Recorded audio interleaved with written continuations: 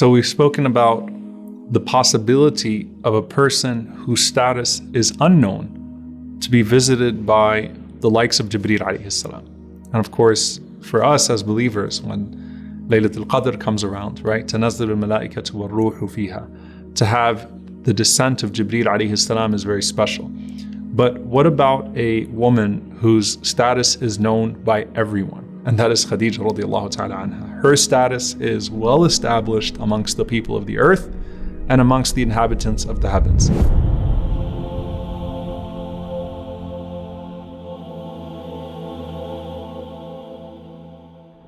This is the woman that, aside from just being the first Muslim, the first believer in the Prophet ﷺ, she's someone who is the comfort of the Prophet ﷺ. She finances the da'wah of the Prophet ﷺ. She sells everything that she has, right? Lived a very comfortable life prior to Islam.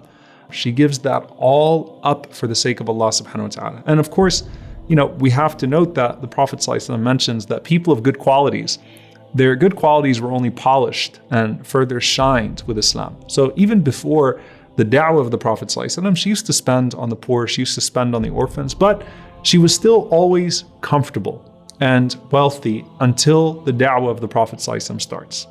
Now, the da'wah of the Prophet ﷺ goes on and the boycott happens. And Khadijah radiallahu anha technically could have excused herself from the boycott, right? She could have stayed back and had the protection of her tribe. And her status would have guaranteed that she would be okay. But she chooses to be there with the Prophet ﷺ and with the Muslims, literally as they are starving to death.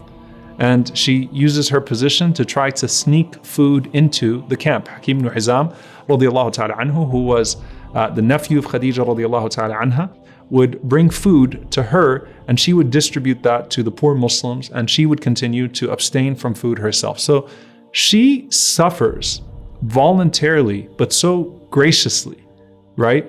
Throughout the life of the Prophet ﷺ as a prophet. And she never once complains.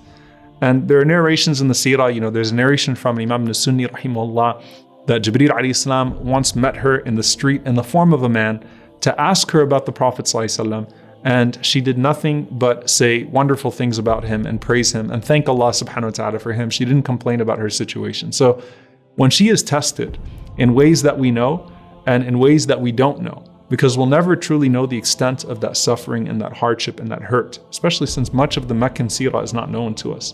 Allah subhanahu wa ta'ala sees it all and Allah elevates her. Now she has a very unique incident with the angels, and that is that Jibreel alayhi salam does not just come to her in any way, right? But he comes to her with specific salam and specific glad tidings. This is the famous hadith where Jibreel alayhi salam comes to the Prophet sallallahu alaihi wasallam. And this is close to the end, where Khadijah radiallahu anha has now suffered in every way, and she's barely hanging on, right? It would eventually be the hardships born through the boycott that would lead to her demise. So Jibreel alayhi salam comes to the Prophet sallallahu alaihi wasallam, and he says, Ya Rasulullah, hadihi Khadija. O Messenger of Allah, Khadija is about to come to you. Qad atat, she's coming to you right now. Ma'aha ina'un fihi idamun aw ta'amun aw sharab. And she has a platter. In that platter, there is something to eat or something to drink, some soup, something to eat, something to drink, something very simple. فَإِذَا هِيَ أَتَتْكَ. When she comes to you, فَقْرَأْ عَلَيْهَا السَّلَامَ مِنْ رَبِّهَا. First and foremost, tell her that Allah sends her salam. Her Lord sends her salam. وَمِنِّي السَّلَامِ. And give her salam from me, from Jibreel alayhi salam. So Allah says salam to her, and please tell her that I say salam to her as well. وَبَشِّرْهَا بِبَيْتٍ فِي الْجَنَّةِ مِنْ قَصَبٍ لَا صَخَبَ فِيهِ وَلَا نَصَبٍ. So this here now, he comes, he says, Ya Rasulullah, this is Khadija coming to you with this dish. It has some soup, some food, something to drink.